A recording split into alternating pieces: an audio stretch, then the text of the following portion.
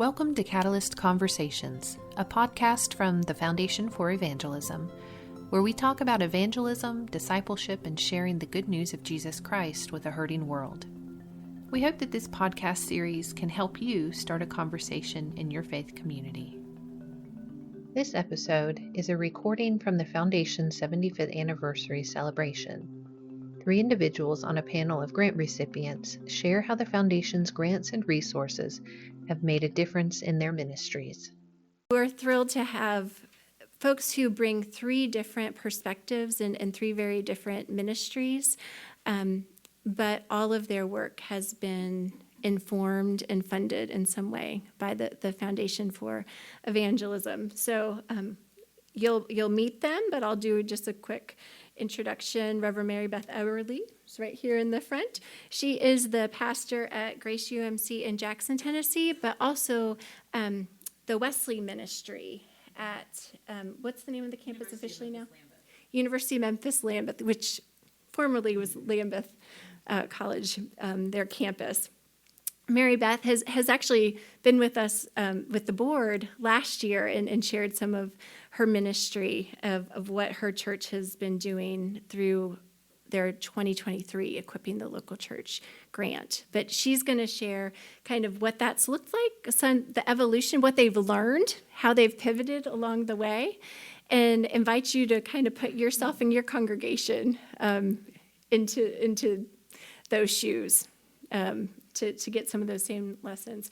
Reverend Dr. Alma Chunico Ruiz will be starting here, and she is the professor of homiletics and evangelism at Duke Divinity School and also the director of the Hispanic House of Studies.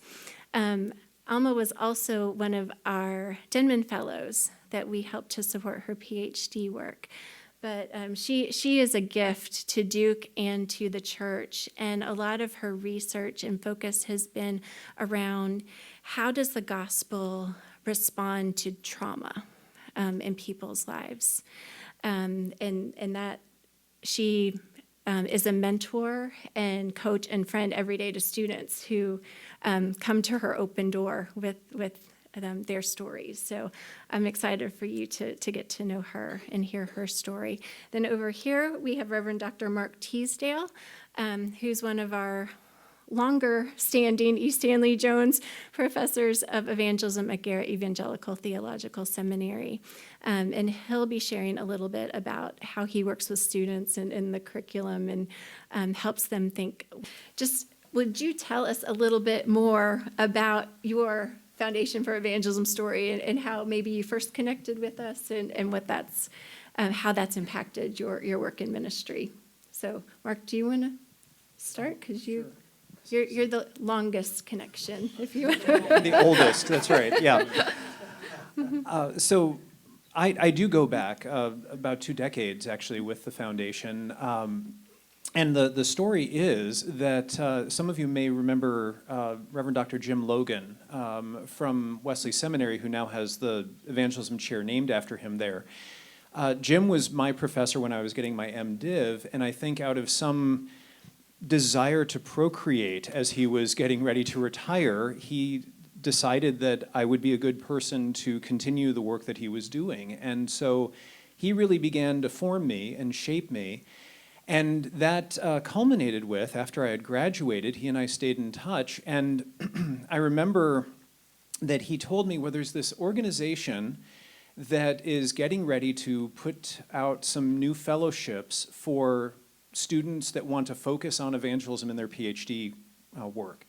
And I was thinking about going into the PhD program at the time. I was pastoring full-time just outside of Baltimore. And he said, I want you to meet somebody. And so he called Paul Irvin, who was director at the time of the foundation. And Paul ended up, convinced Paul, Paul was on his way, it was just after jurisdictional conference, and he was on his way to meet all the baby bishops. And, oh, hey, Paul, how are you going back there? And so, Paul, you came in, you flew into Baltimore he and Kitten were both there, and they flew into Baltimore and had dinner with Jim and me. And the amazing thing is that Jim came north of Virginia and met us there. And so we met there in a restaurant just outside of BWI Airport.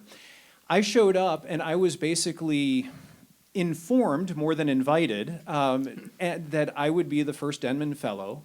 And I should start applying to go to school so that they could give me money so that I'd be able to get the fellowship. And that's essentially what happened. And so at that point, that was an interesting conversation with my wife when I got home. But that was not what we thought was going to happen.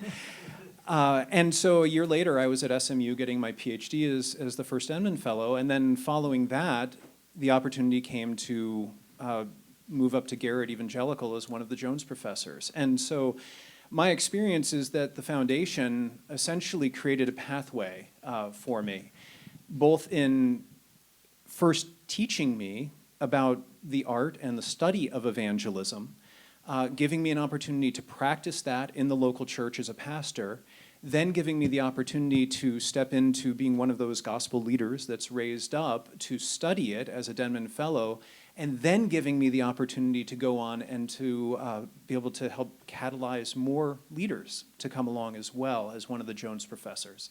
So I've been deeply grateful for the foundation because it's allowed for the full development of my career for the last 2 decades.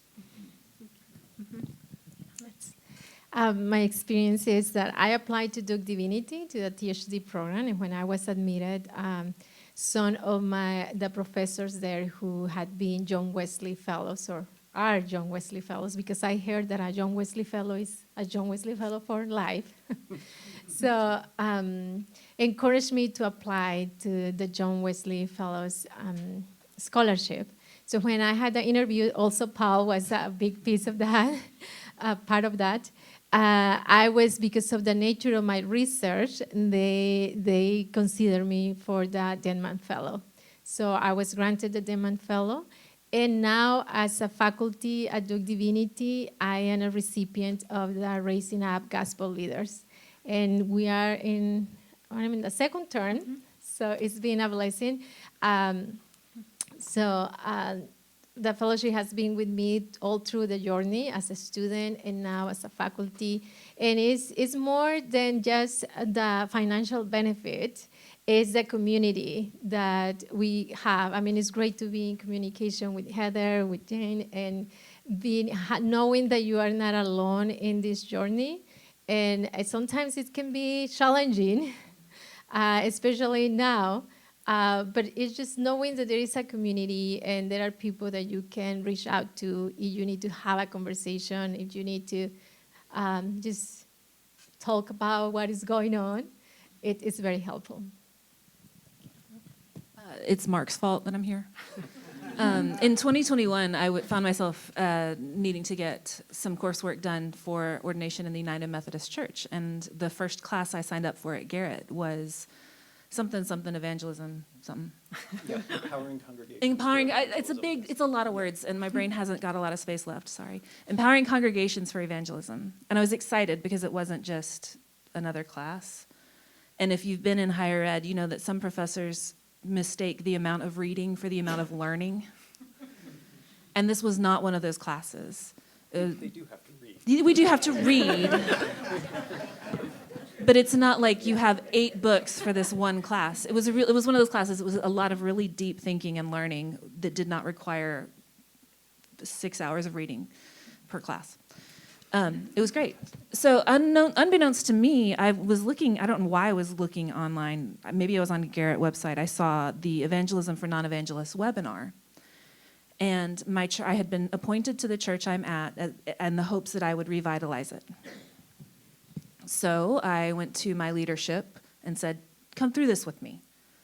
And we had, 10? Mm-hmm. Like, we broke it. They had never had 10 people from a single church, go through this webinar. And half of my church read Evangelism for Non-Evangelists the first year that I was at the church. So in 2022, after we had done all of that groundwork, I applied for the grant.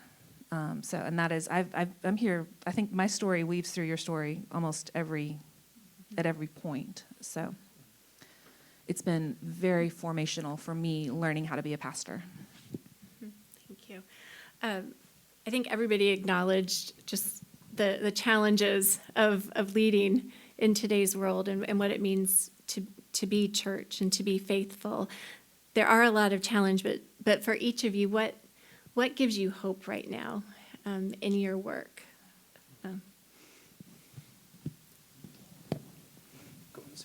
Okay. I think there are a couple of things. One is that, so I've had 16 years of watching students come through the evangelism class, and in the process of doing that, we've gone from there being a group of people who I found to be very much indifferent to the idea of evangelism. It just wasn't something that they, okay, this is another hoop I have to jump through because the discipline says I have to jump through it, right? There was another group that was genuinely angry about it. They just did not want to engage with this at all because they felt like it was harmful, that it was going to hurt them. It had hurt them in the past. And a lot of Evangelism for Non-Evangelists, that book, and then the subsequent webinar that Heather and I teach, that came from having to interact, and those of you who are in my little case study, interact with students who are across the board on this, including the ones who are very angry about it. But more recently, I found, especially with the Gen Z students starting to trickle in to graduate school, that they're not angry, and many times they're not ambivalent either because they want to know how to make the world a better place. Mm-hmm. They're just not well catechized. They don't know much about Jesus. And a lot of that's because they either are coming straight out of a campus ministry where they actually came to faith to begin with, but they haven't learned much about it, or they grew up in a good Midwestern United Methodist church that didn't teach a whole lot, if I'm going to be honest about it. And so they're getting to class and they don't have as much baggage.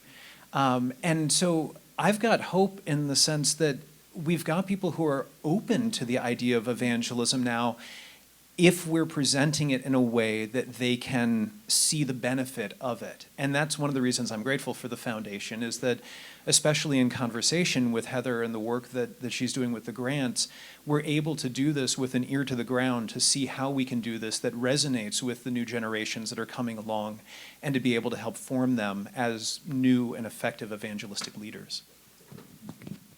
Yeah, I agree with that. And I think something that gives me hope is not that my students are excited about being a positive influence in the world, and not necessarily by becoming pastors or becoming, I have students who are doing dual degree who will be social workers and are also pursuing a master in divinity because they want to do their work through the lenses of their faith, and they want to see their patients or the families they are helping not as my work, but as a ministry, as humanely, and seeing that there is a calling for them. I have students who are doing public policy, a master's degree in public policy, and MDF, and it's the same way. They are so excited and so empowered and so hopeful to influence society and to be a positive influence. And so for me, that's evangelism too. There are some who will be physicians and are doing an MDF, and they will be ministering, maybe not talking directly to patients about the gospel, but in the way they will treat their patients and people, that's doing ministry, and that's living their faith. And so that gives me hope that even though now we see seminary, and it had changed a lot, before it was like most of the students were pursuing ordained ministry. Now, I would say at least at Duke Divinity, many of our students are not pursuing ordained ministry, but they all are pursuing doing ministry and being a positive influence in the world. And that gives me hope. That's another, I agree. When we did the Evangelism for Non-Evangelists at our church, the young people are like, why is this a problem? We just want to know how to do it. They had no baggage at all.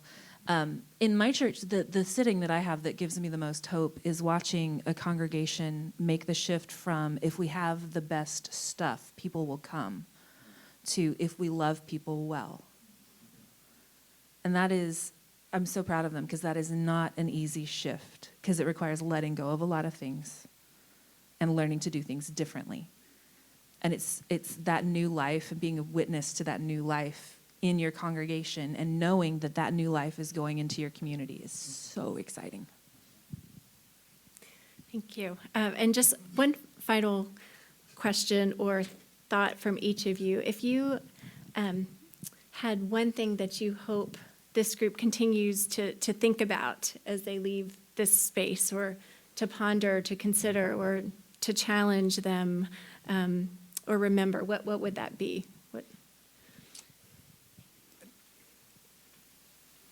So one thing to think about, I'll frame as a question: how do you continue to partner with the Holy Spirit that Jesus can be glorified in the lives of others? I know that a lot of what we're saying, and something that sometimes I get pushback from when I go to Wheaton College and I talk to Baptists, is that they will say, well, we hear a lot of this language about making the world a better place and the like, but when do you just seal the deal? When do you get them to say yes to Jesus, right? And one of the things that I think they often misunderstand is that when we talk about these other things, it doesn't mean that we're ignoring Jesus, because we understand that Jesus fed people as well as taught about the forgiveness of sins, as well as opened the doors of heaven so that we could enter because of his death and resurrection. None of those things are left out. And my sense is that the Holy Spirit is moving in a way that, to make sense to the new generation, to the way that the world is moving right now culturally, is one that we have to be able to use language that makes sense to the folks who are around us. And so how is it that we can partner with the Holy Spirit to bring the abundant life of Jesus to others so that they then can be able to share it with yet others and beyond them? That would be what I'd ask you to ponder. I think, and we talk about it in the small groups, I think we have seen a lot how we have the capacity to hurt each other. And I think this is right now overwhelming to see that. But I want us to also think and realize that we have the capacity to heal each other.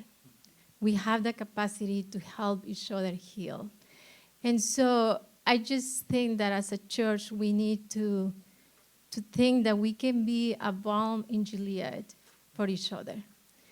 And so how can we let the Holy Spirit guide us and become agents of healing in society, in our communities, in our circles? And I think as a church, this is a calling of becoming balm in Gilead for each other, and to take that beautiful gift that God has given us in creating us interconnected and giving us the capacity to be to heal each other, to be agents of healing for each other.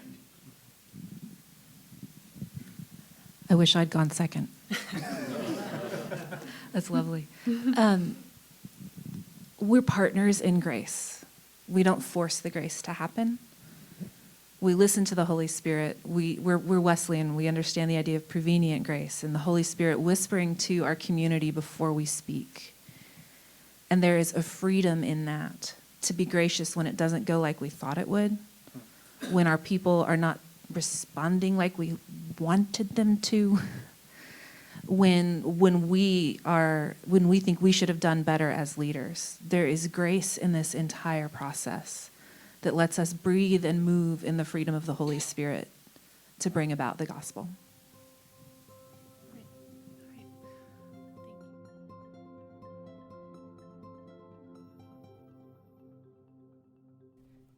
Thanks for listening to this episode of Catalyst Conversations. We invite you to use this and our other episodes to start or keep a discussion going in your community. We hope they inspire you to begin building a culture of evangelism and discipleship to transform the world. Go to foundationforevangelism.org, that's all spelled out, or look for Catalyst Conversations wherever you get your favorite podcasts.